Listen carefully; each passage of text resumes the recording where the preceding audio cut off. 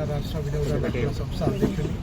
ఆదిలాబాద్ జిల్లాలో almost 2020లో general బాడీని announce చేసి దొమ్మాటి కిరణ్ కుమార్ గారిని అధ్యక్షుడిగా ప్రకటించి ఇర్ఫాన్ గారిని జనరల్ సెక్రటరీగా ప్రకటించి మరి అప్పటి నుంచి కూడా జనరల్ బాడీ ఎన్నో కార్యక్రమాలు, ఎన్నో అవేర్నెస్ కార్యక్రమాలు డిసెంబర్ 24న వినియోగదారుల హక్కుల దినోత్సవం కానీ, వినియోగదారులకు ఏదైనా సమస్య వస్తే దాన్ని ఎదుర్కోవడం కానీ, వాళ్ళకు సలహాలు సూచనలు ఇచ్చి న్యాయపరంగా చట్టపరంగా వాళ్ళకి ఎటువంటి న్యాయం చేయాలో ఆ విషయంలో ఎప్పుడు కూడా ముందుండి అన్ని జిల్లాలతో పోల్చుకుంటే నంబర్ 1 అనే దిశగా ఆదిలాబాద్ జిల్లా ఇన్ని రోజులు పనిచేసుకుంటూ వచ్చింది.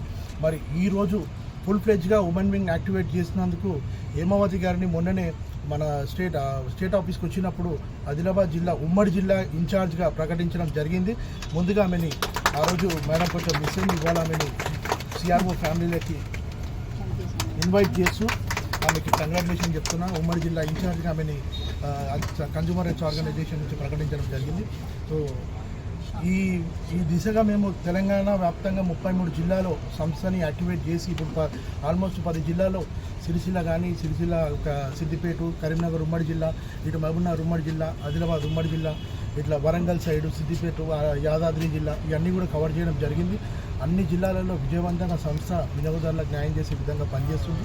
సో ఇట్లనే ఏదైనా మార్కెట్లో మోసపోతే ఎక్కువ శాతం మహిళలే మోసపోతున్నారు కాబట్టి, మహిళలే షాపింగ్కి వెళ్తారు కాబట్టి వాళ్ళకు ఎటువంటి అవగాహన ఉండదు. ఏ వస్తువు ఎక్కడ కొనాలి, ఎప్పుడు కొనాలి, ఏం చేయాలి అనే విషయంలో వాళ్ళు ఎప్పుడు వెనుకంజలో ఉంటారు, మోసపోతూ ఉంటారు. వాళ్ళకు అట్లాంటి ఎదురు కావద్దనే దాంట్లో మహిళా విభాగాన్ని సపరేట్ క్రియేట్ చేయాలనే ఉద్దేశంతో మహిళా విభాగం అధ్యక్షురాలు, రాష్ట్ర అధ్యక్షురాలు జిఎస్ వీణా గారు ఉన్నారు. ఆమె రావాల్సింది, కానీ ఆమె కూడా చికెన్ గున్యాతో కొంచెం ప్రాబ్లమే, ఆమె రాలేదు.